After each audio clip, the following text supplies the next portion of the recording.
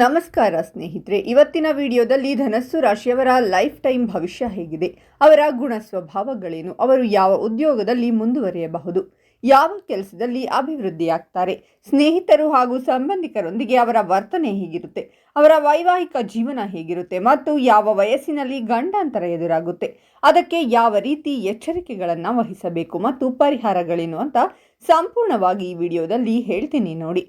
ಈ ಮಾಹಿತಿ ನಿಜಕ್ಕೂ ಧನಸ್ಸು ರಾಶಿಯವರಿಗೆ ತುಂಬಾ ಉಪಯೋಗವಾಗುತ್ತೆ. ಕೊನೆಯವರೆಗೂ ಸ್ಕಿಪ್ ಮಾಡದೆ ನೋಡಿ. ಅದಕ್ಕೂ ಮುನ್ನ ಧನಸ್ಸು ರಾಶಿಯವರ ಬಗ್ಗೆ ಇನ್ನೂ ಹೆಚ್ಚಿನ ಮಾಹಿತಿಗಾಗಿ ವಿಡಿಯೋಗೆ ಲೈಕ್ ಮಾಡಿ. ಹಾಗೆ ನೀವಿನ್ನೂ ನಮ್ಮ ಜ್ಯೋತಿಷ್ಯ ದರ್ಶನ ಚಾನಲ್ಗೆ ಸಬ್ಸ್ಕ್ರೈಬ್ ಆಗಿಲ್ಲ ಅಂದರೆ ಈಗಲೇ ಸಬ್ಸ್ಕ್ರೈಬ್ ಮಾಡಿ. ಹಾಗೆ ಪಕ್ಕದಲ್ಲಿ ಬರೋ ಬೆಲ್ ಐಕಾನನ್ನು ಕ್ಲಿಕ್ ಮಾಡಿ. ನಿಮ್ಮ ಸಮಸ್ಯೆಗಳಾದಂತಹ ಸತಿಪತಿ ಕಲಹ, ಪ್ರೀತಿಯಲ್ಲಿ ಮೋಸ, ಭೂಮಿ ವಿಚಾರ, ಕೋರ್ಟ್ ಕೇಸ್, ವ್ಯಾಪಾರ, ಹಣಕಾಸಿನ ತೊಂದರೆ, ಸಾಲಬಾಧೆ, ಸ್ತ್ರೀಯರು, ಗುಪ್ತ ಸಮಸ್ಯೆ, ಹೀಗೆ ಹಲವಾರು ಸಮಸ್ಯೆಗಳಿಗೆ ಶಾಶ್ವತ ಪರಿಹಾರ ಮಾಡಿಕೊಡುತ್ತಾರೆ. ಡಿಸ್ಪ್ಲೇ ಮೇಲೆ ಕಾಣುವ ಗುರುಜಿ ನಂಬರ್ಗೆ ಒಮ್ಮೆ ಕರೆ ಮಾಡಿ. ಮೊದಲನೆಯದಾಗಿ ಧನಸ್ಸು ರಾಶಿಯವರ ಗುಣಲಕ್ಷಣಗಳು ಏನೆಂದರೆ, ಧನಸ್ಸು ರಾಶಿಯವರು ಯಾವುದೇ ಶೋಧಕಗಳನ್ನು ಹೊಂದಿರುವುದಿಲ್ಲ ಮತ್ತು ಹಿಂಜರಿಕೆ ಇಲ್ಲದೆ ತಮ್ಮ ಮನಸ್ಸಿನಲ್ಲಿರುವುದನ್ನು ಮಾತನಾಡುತ್ತಾರೆ. ಅವರ ಪ್ರಾಮಾಣಿಕತೆ ಉಲ್ಲಾಸಕರವಾಗಿದ್ದರೂ ಅದು ಇತರರಿಗೆ ಚಾತುರ್ಯವಿಲ್ಲದ ಅಥವಾ ಮೊಂಡಾಗಿ ಕಾಣಿಸಬಹುದು. ಸ್ವಾತಂತ್ರ್ಯದ ಬಲವಾದ ಬಯಕೆಯೊಂದಿಗೆ ಧನಸ್ಸು ರಾಶಿಯವರು ನೈಸರ್ಗಿಕ ಸಾಹಸಿಗರು ಮತ್ತು ಬಂಡುಕೋರರು. ಅವರು ಹೊಸ ಅನುಭವಗಳಲ್ಲಿ ಅಭಿವೃದ್ಧಿ ಹೊಂದುತ್ತಾರೆ ಮತ್ತು ನಿರ್ಬಂಧಗಳು ಮತ್ತು ವೇಳಾಪಟ್ಟಿಗಳನ್ನು ವಿರೋಧಿಸುತ್ತಾರೆ. ಅವರನ್ನು ಪರಿಪೂರ್ಣ ಪ್ರಯಾಣ ಸಹಚರರನ್ನಾಗಿ ಮಾಡುತ್ತಾರೆ, ಆದರೆ ರಚನಾತ್ಮಕ ಪರಿಸರದಲ್ಲಿ ಸವಾಲಿನ ಪಾಲುದಾರರನ್ನಾಗಿ ಮಾಡುತ್ತಾರೆ. ಧನಸ್ಸು ರಾಶಿಯವರು ನಂಬಿಕೆ ಮತ್ತು ಆಶಾವಾದಕ್ಕೆ ಬದ್ಧರಾಗಿರುತ್ತಾರೆ. ಆಗಾಗ್ಗೆ ಸಂಭಾವ್ಯ ಅಪಾಯಗಳು ಅಥವಾ ನಕಾರಾತ್ಮಕ ಫಲಿತಾಂಶಗಳನ್ನು ಕಡೆಗಣಿಸುತ್ತಾರೆ. ಅವರ ಸಕಾರಾತ್ಮಕ ದೃಷ್ಟಿಕೋನವು ಉನ್ನತಿಗೆರಿಸುವಂತಹದ್ದಾಗಿದ್ದರೂ ಅದು ಅವರನ್ನು ನಿಷ್ಕಪಟ ಅಥವಾ ವಾಸ್ತವದ ಕತ್ತಲೆಯಾದ ಅಂಶಗಳಿಗೆ ಮರೆತು ಬಿಡುವಂತೆ ಮಾಡುತ್ತದೆ. ಬೆಚ್ಚಗಿನ ಮತ್ತು ಪ್ರೀತಿಯಾಗಿದ್ದರೂ ಧನಸ್ಸು ರಾಶಿಯವರು ತಮ್ಮ ಸ್ವಾತಂತ್ರ್ಯವನ್ನು ಗೌರವಿಸುತ್ತಾರೆ ಮತ್ತು ಅವರ ಡ್ರಮ್ನ ಬಡಿತಕ್ಕೆ ತಕ್ಕಂತೆ ನಡೆಯುತ್ತಾರೆ. ಅವರು ತಮ್ಮ ಯೋಜನೆಗಳನ್ನು ಅನುಸರಿಸಲು ಬಯಸುತ್ತಾರೆ. ಇನ್ನು ವ್ಯವಹಾರದಲ್ಲಿ ಅತ್ಯುತ್ತಮ ವೃತ್ತಿ ಆಯ್ಕೆಗಳು ಯಾವುವೆಂದರೆ, ಧನಸ್ಸು ರಾಶಿಯವರು ತಮ್ಮ ಸಾಹಸಮಯ ಮತ್ತು ಕುತೂಹಲಕಾರಿ ಸ್ವಭಾವವನ್ನು ಪ್ರತಿಬಿಂಬಿಸುವ ವ್ಯವಹಾರಗಳತ್ತ ಒಲವು ತೋರುತ್ತಾರೆ. ಅವರು ಪ್ರಯಾಣ ಮತ್ತು ಪ್ರವಾಸೋದ್ಯಮಕ್ಕೆ ಸಂಬಂಧಿಸಿದ ಉದ್ಯಮಗಳಲ್ಲಿ, ಉದಾಹರಣೆಗೆ ಪ್ರಯಾಣ ಏಜೆನ್ಸಿಯನ್ನು ಹೊಂದುವುದು ಅಥವಾ ಸಾಹಸ ಪ್ರವಾಸಗಳನ್ನು ಆಯೋಜಿಸುವಲ್ಲಿ ಶ್ರೇಷ್ಠರಾಗಬಹುದು. ಹೆಚ್ಚುವರಿಯಾಗಿ ಧನಸ್ಸು ರಾಶಿಯವರ ಕತೆ ಹೇಳುವ ಸಾಮರ್ಥ್ಯ ಮತ್ತು ಸ್ಥಳೀಯ ಸಂಸ್ಕೃತಿಗಳ ಜ್ಞಾನವು ಶಿಕ್ಷಣ, ಸಾಂಸ್ಕೃತಿಕ ವಿನಿಮಯ ಅಥವಾ ಮನರಂಜನೆಯ ಮೇಲೆ ಕೇಂದ್ರೀಕರಿಸಿದ ವ್ಯವಹಾರಗಳಲ್ಲಿ ಅಭಿವೃದ್ಧಿ ಹೊಂದಲು ಕಾರಣವಾಗಬಹುದು. ಉದ್ಯೋಗದಲ್ಲಿ ಉತ್ತಮ ವೃತ್ತಿ ಆಯ್ಕೆಗಳು ಯಾವುವೆಂದರೆ, ಧನಸ್ಸು ರಾಶಿಯವರು ತಮ್ಮ ವೈವಿಧ್ಯಮಯ ಆಸಕ್ತಿಗಳನ್ನು ಅನ್ವೇಷಿಸಲು ಮತ್ತು ತಮ್ಮ ಬುದ್ಧಿವಂತಿಕೆಯನ್ನು ಇತರರೊಂದಿಗೆ ಹಂಚಿಕೊಳ್ಳಲು ಅನುವು ಮಾಡಿಕೊಡುವ ಪಾತ್ರಗಳಿಗೆ ಸೂಕ್ತರು. ಅವರು ಪ್ರಾಧ್ಯಾಪಕರು ಮತ್ತು ಬರಹಗಾರರಾಗಿ ತೃಪ್ತಿಯನ್ನು ಕಂಡುಕೊಳ್ಳಬಹುದು, ಅಲ್ಲಿ ಅವರು ಇತರರಿಗೆ ಸ್ಫೂರ್ತಿ ಮತ್ತು ಶಿಕ್ಷಣ ನೀಡಬಹುದು. ಪರ್ಯಾಯವಾಗಿ ಧನಸ್ಸು ರಾಶಿಯವರು ಆಧ್ಯಾತ್ಮಿಕತೆ, ಯೋಗ ಬೋಧನೆ ಅಥವಾ ವೈಯಕ್ತಿಕ ತರಬೇತಿಯಲ್ಲಿ ವೃತ್ತಿ ಜೀವನವನ್ನು ಅನುಸರಿಸಬಹುದು. ಧನಸ್ಸು ರಾಶಿಯವರ ಹಣಕಾಸಿನ ವಿಷಯದ ಬಗ್ಗೆ ಹೇಳುವುದಾದರೆ, ಇವರು ಹೆಚ್ಚು ಯೋಚಿಸದೆ ಭೌತಿಕ ಪ್ರಪಂಚದ ಸುಖಗಳಲ್ಲಿ ಮುಳುಗಿ ಹೋಗುವ ಪ್ರವೃತ್ತಿಯನ್ನು ಹೊಂದಿರುವುದರಿಂದ ಅವರಿಗೆ ಹಣಕಾಸು ನಿರ್ವಹಣೆ ಸವಾಲಿನದ್ದಾಗಿರಬಹುದು.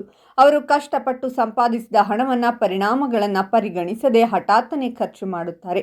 ಉಳಿತಾಯ ಮತ್ತು ಎಚ್ಚರಿಕೆಯ ಹಣಕಾಸು ಯೋಜನೆ ಅವರಿಗೆ ಆದ್ಯತೆಯಾಗಿಲ್ಲದಿರಬಹುದು, ಏಕೆಂದರೆ ಅವರಿಗೆ ವಿಶ್ವವು ಅವರ ಅಗತ್ಯಗಳನ್ನು ಪೂರೈಸುತ್ತದೆ ಎಂದು ನಂಬಿಕೆ ಇರುತ್ತದೆ.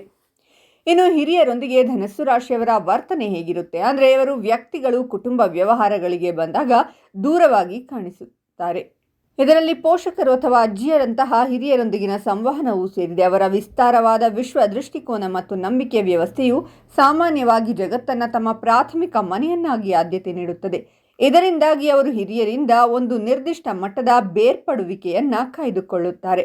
ಇನ್ನು ಕಿರಿಯರೊಂದಿಗೆ ಧನಸ್ಸು ರಾಶಿಯವರ ವರ್ತನೆ ಹೇಗಿರುತ್ತೆ ಅಂದರೆ, ಒಡ ಹುಟ್ಟಿದವರು ಅಥವಾ ಮಕ್ಕಳಂತಹ ಕಿರಿಯ ಕುಟುಂಬ ಸದಸ್ಯರೊಂದಿಗೆ ಸಂವಹನ ನಡೆಸುವಾಗ ಧನಸ್ಸು ರಾಶಿಯ ವ್ಯಕ್ತಿಗಳು ಇದೇ ರೀತಿಯ ನಿರ್ಲಿಪ್ತತೆಯ ಭಾವನೆಯನ್ನು ಪ್ರದರ್ಶಿಸಬಹುದು. ಅವರ ಮೊಂಡುತನದ ಮತ್ತು ಹಠಾತ್ ಪ್ರವೃತ್ತಿಯ ಸ್ವಭಾವವು ಕೆಲವೊಮ್ಮೆ ತಮ್ಮ ಸಹೋದರರೊಂದಿಗೆ ಅರ್ಥ ಮಾಡಿಕೊಳ್ಳುವಲ್ಲಿ ಅಂತರವನ್ನು ಉಂಟು ಮಾಡಬಹುದು.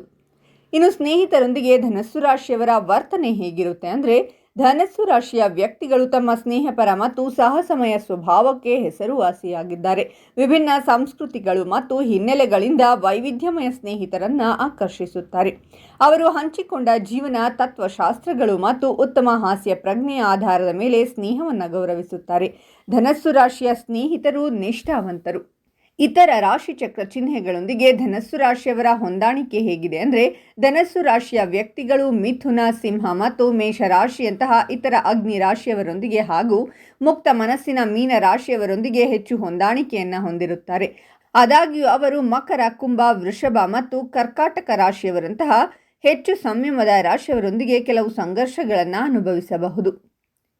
ಧನಸ್ಸು ರಾಶಿಯವರ ಪ್ರೀತಿ ಮತ್ತು ಮದುವೆ ಬಗ್ಗೆ ಹೇಳೋದಾದರೆ, ಇವರು ಪ್ರೀತಿ ಮತ್ತು ಮದುವೆಯ ಆಟದಲ್ಲಿ ಅನುಭವಿ ಆಟಗಾರರು. ಧನಸ್ಸು ರಾಶಿಯವರು ಹೆಚ್ಚಾಗಿ ಪ್ರಣಯದಲ್ಲಿ ಅದೃಷ್ಟವನ್ನು ಕಂಡುಕೊಳ್ಳುತ್ತಾರೆ. ಧನಸ್ಸು ರಾಶಿಯವರು ತಮ್ಮ ಆತ್ಮೀಯ ಸಂಬಂಧಗಳಲ್ಲಿ ಉತ್ಸಾಹ ಮತ್ತು ಸ್ವಾಭಾವಿಕತೆಯನ್ನು ಬಯಸುತ್ತಾರೆ. ಇವರ ಅದೃಷ್ಟದ ಹರಳುಗಳು ಯಾವುವೆಂದರೆ, ಧನಸ್ಸು ರಾಶಿಯವರು ತಮ್ಮ ಅದೃಷ್ಟದ ಬಣ್ಣಗಳಾದ ಕಡು ನೀಲಿ ಮತ್ತು ಮರೂನ್ ಬಣ್ಣಗಳನ್ನು ಅಳವಡಿಸಿಕೊಳ್ಳಬೇಕು ಮತ್ತು ಹೆಚ್ಚುವರಿ ಅದೃಷ್ಟಕ್ಕಾಗಿ ವೈಡೂರ್ಯ ಮತ್ತು ಲ್ಯಾಪಿಸ್ ಲಾಜುಲಿ ರತ್ನಗಳಿಂದ ಅಲಂಕರಿಸಿಕೊಳ್ಳಬೇಕು. ತವರ, ತಾಮ್ರ ಮತ್ತು ಸತುವುಗಳಂತಹ ಲೋಹಗಳನ್ನು ಒಯ್ಯುವುದು ಅವರಿಗೆ ಅದೃಷ್ಟವನ್ನು ತರುತ್ತದೆ. ಅವರು ತಮ್ಮ ಅದೃಷ್ಟ ಸಂಖ್ಯೆಗಳಾದ 3, 7, 9, 12 ಮತ್ತು 21ಗಳಿಗೆ ವಿಶೇಷ ಗಮನ ನೀಡಬೇಕು ಮತ್ತು ಗುರುವಾರದಂದು ಪ್ರಮುಖ ನಿರ್ಧಾರಗಳನ್ನು ತೆಗೆದುಕೊಳ್ಳಬೇಕು. ಅದು ಅವರ ಅತ್ಯಂತ ಅನುಕೂಲಕರ ದಿನವಾಗಿದೆ. ಇನ್ನು ಧನಸ್ಸು ರಾಶಿಯವರು ಪೂಜಿಸಬೇಕಾದ ದೇವರು ಯಾರೆಂದರೆ, ವಿಷ್ಣು ಮತ್ತು ಹನುಮಂತ ದೇವರ ಆಶೀರ್ವಾದ ಪಡೆಯಬೇಕು. ಏಕೆಂದರೆ ಅವರನ್ನು ಗುರು ಗ್ರಹ ಆಳುತ್ತದೆ. ಏಕೆಂದರೆ ಅವರು ಈ ದೇವತೆಗಳೊಂದಿಗೆ ಸಂಪರ್ಕವನ್ನು ಹಂಚಿಕೊಳ್ಳುತ್ತಾರೆ. ಮಂಗಳವಾರ ಅಥವಾ ಶನಿವಾರ ಉಪವಾಸ ಮಾಡುವುದರಿಂದ ದೈವಿಕ ಆಶೀರ್ವಾದಗಳನ್ನು ಪಡೆಯಬಹುದು ಮತ್ತು ಅವರ ಸಮೃದ್ಧಿ ಮತ್ತು ಸಾಧನೆಗಳನ್ನು ಹೆಚ್ಚಿಸಬಹುದು.